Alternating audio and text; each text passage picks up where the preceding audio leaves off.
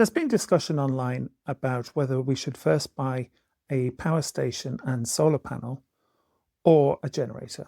I'm going to give my thoughts on this, but also present a third option, which I think might be more useful for most households in the UK.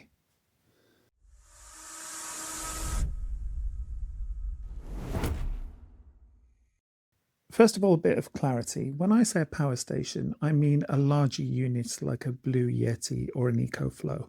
I'm not talking about a small USB power bank. Regardless of whether you're going the solar route or whether you're going to buy a generator, I think a good first option is to buy a power station. This will work with either the solar or the generator to provide ongoing power.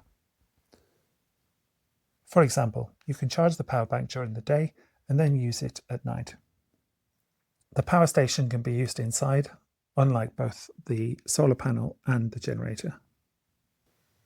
That being so, my recommendation is to first buy a power station regardless of whether you're going the solar route or to buy first the generator.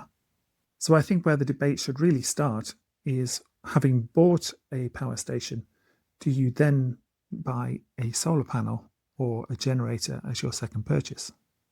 Solar has obvious benefits. It's relatively cheap, it's quiet, it's clean, it doesn't take a lot of ongoing maintenance.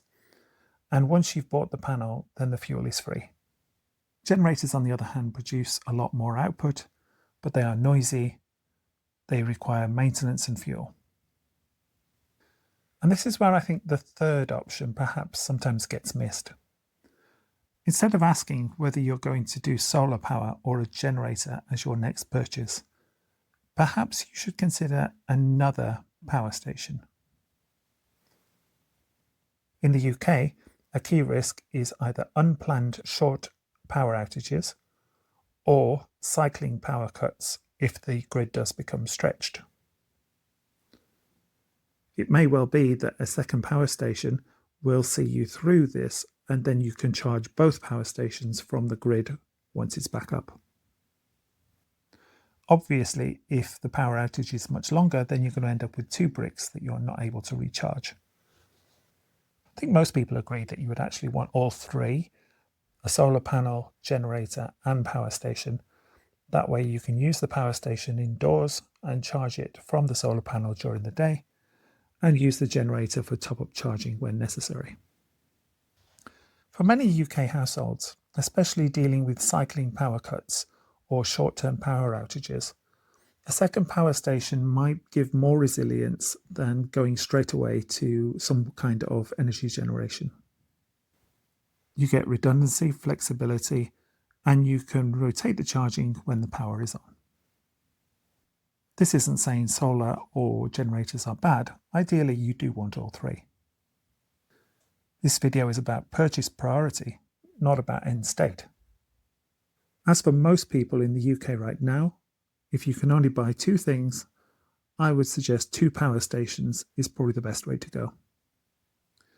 Your location is also important. If you're on a farm in the middle of nowhere, then a generator is not going to have the same sort of setbacks that it would in a flat in the middle of London. Of course, a lot depends on the circumstances of your household. So what's your planned or recommended purchase order? Let me know in the comments below. Thank you for your time and attention, and I look forward to our next video.